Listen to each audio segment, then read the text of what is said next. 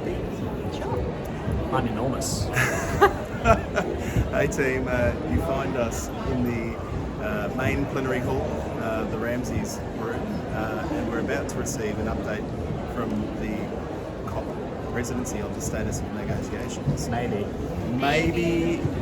the state of play this late in COP, as we record, it's Friday the 18th. It's supposed to be all wrapped up this evening. We rate the chances of that as Big fat zero. Tenant laughing. Okay, so there are reasons for that, right? There's a huge amount that is unresolved. Yep. You both have had a look at the draft text as it stands at the moment, and it looks like, I think the word you described, Tenant, was word salad. Well, we've got to be specific in what we're talking about here because there's a lot of texts involved here at COP. So the one that we were looking at was The cover text or the cover decision. which is sits on top of all of the specific decisions on particular work streams on finance, loss and damage, markets, and so on. It's like the executive summary. A little bit. It's a place to make some bigger statements from the world community about what was done here, what was decided here, what critically countries should do in the year ahead. And so last year's cover text for one of the decisions, because there's three cover texts, was the Glasgow Climate Pact, and that was the one that had all the fights represented in it about phase down of unabated coal versus phase out of coal versus other formulations. And so there's a lot of issues at play in that one, but there's other texts flying around too for other streams. And I think they're looking in better shape than the cover text. We should say the last time we talked about that in our video updates, there was 20 pages of dot points that the heads of delegation meeting yesterday contained many complaints about. Justified complaints. Pretty justified. So it's been cut down to a more digestible 10 pages. Yum. And it's actual text, it's not bullet points. But we were looking at a few key paragraphs in the mitigation section of it, and yeah, it's needing some work still. Not just substantively problematic, but just words not connecting to each other, an inoperative call at the start, strange. Which I suppose goes to your point earlier in the week that they moved into the kind of the tin tax phase of negotiations, and ministers getting involved and appointed to finalise various elements. It happened quite late, so it's a very crunchy process, which is why we're sceptical that we're going to be done tonight. But it's good news that some of the negotiations on things like Article 6 seem to be in a bit better shape. Seem to be. So one of the things with these texts of decisions is if there is a critical matter by this stage that is not yet decided, there's not yet the subject of consensus among parties, you'll see options in the text or pieces of the text that are in square brackets. And in the Article 6.4 text on the new global market mechanism that came out overnight, there's only 8 of these bracketed bits of text, some of which are alternatives to each other and some of which are optional inclusions. So that's pretty good at this stage. If that actually represents, the parties really are this close, and not just like the ministerial facilitators or the presidency going, we're just going to ignore what a lot of people have said and put what we think is a sensible outcome and then see what happens. That's a very high-risk move.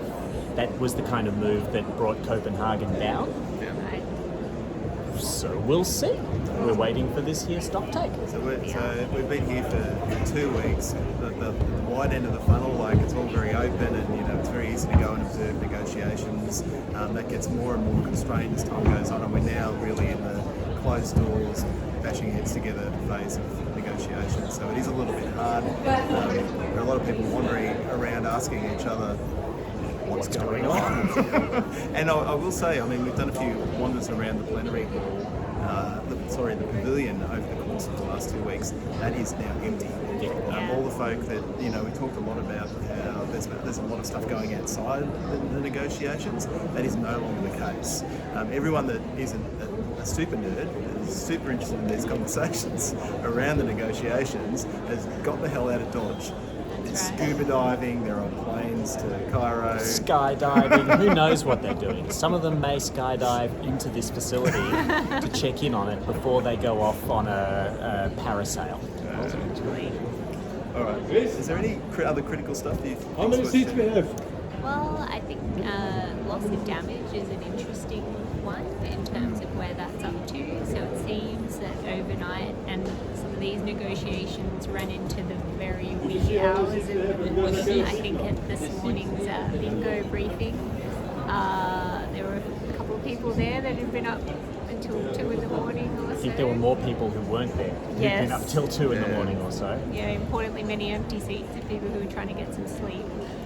But it looks as though overnight the EU have, I think, provided some, I guess, the basis of a more compromised position on where that might get to, and proposing a facility for loss and damage. So, and some money behind it, and a structure, and some details to be worked out in the coming year. Yes. But only if.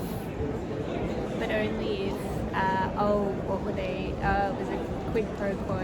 Quid pro quo. Well, I don't know if I do this gesture for strengthening mitigation to put 1.5 in.